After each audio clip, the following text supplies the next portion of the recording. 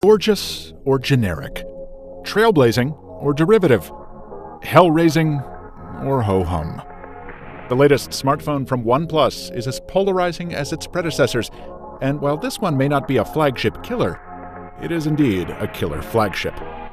I'm Michael Fisher, Mr. Mobile, and this is the OnePlus 3 review. When I handed the OnePlus 3 to a friend the other day, the first thing out of his mouth was, "Did HTC make this?" And indeed, this is a familiar design.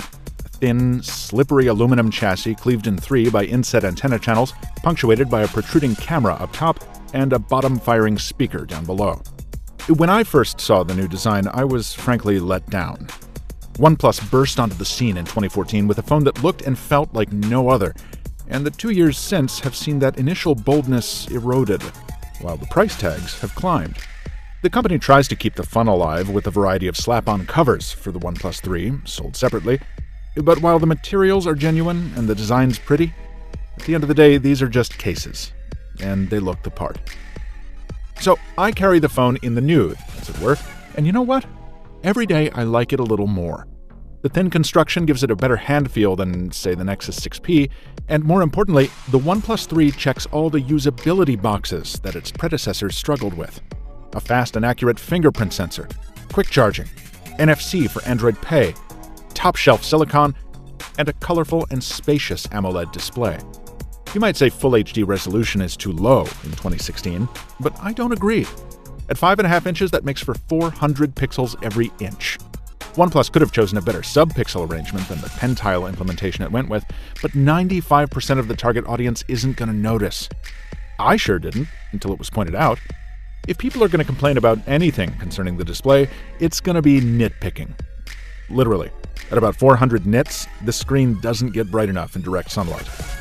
But, at the risk of calling a bug a feature, that also means the screen is kinder to the battery. And the result is a phone that usually lasts me all day and well into the night, even with heavy use and even while paired to 3 separate Bluetooth devices.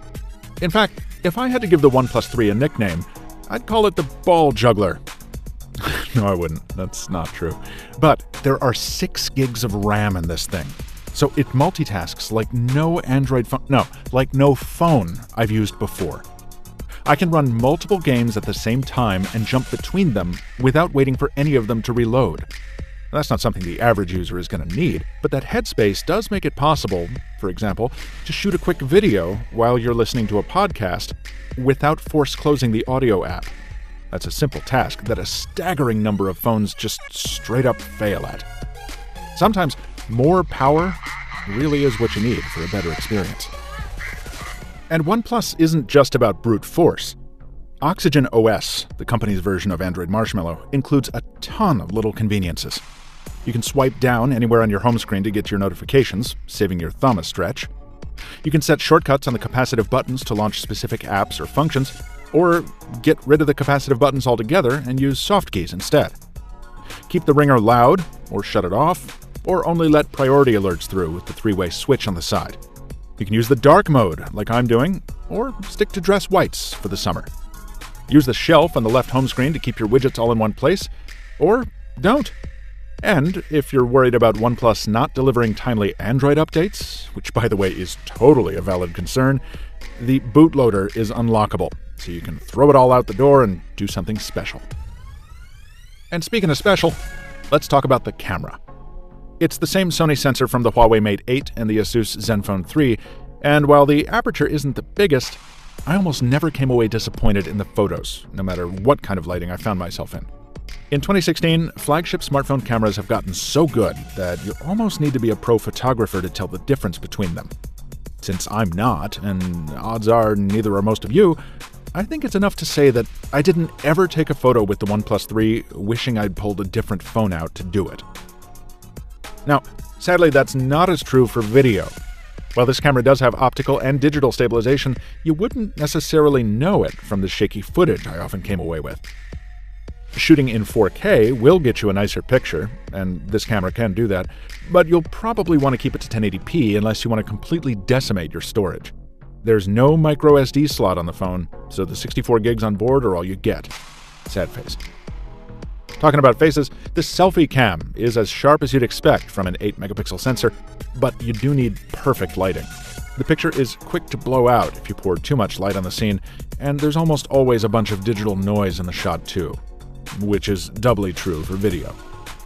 Narcissists take heed. Let's wrap it up with the details. After a strange issue I had registering on T-Mobile's network on day one, reception and voice quality have been fine for the past 10 days in Boston. And if you want to run the phone on 2 carriers at once, you can, thanks to the dual SIM slots. The speakerphone is nothing special, and its bottom firing position makes it completely forgettable. The phone ships with a slippery, smudge-prone screen protector on the Gorilla Glass 4. Gross. But it's saved me twice this week from a shattered screen after a couple of bad drops. So we'll call that a win.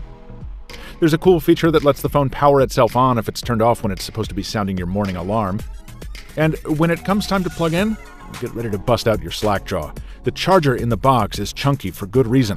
It kicks out a 5-volt 4-amp combo that gets the phone to 64% in a half hour and 90% after 45 minutes. So, what's the upshot? Well, while I wish OnePlus could have held on to the bold, rebellious industrial design that characterized its freshman effort, my Android Central colleague Andrew Martonik is right when he says the company has finally grown up. The OnePlus 3 is a combination of very compelling features and very few compromises, in a package substantially more affordable than the flagships it tries to topple. And best of all, you don't need to jump through a lot of hoops or wait for an invitation to buy one. In the words of the company that built it, it's about time. Thumbs up for the OnePlus 3.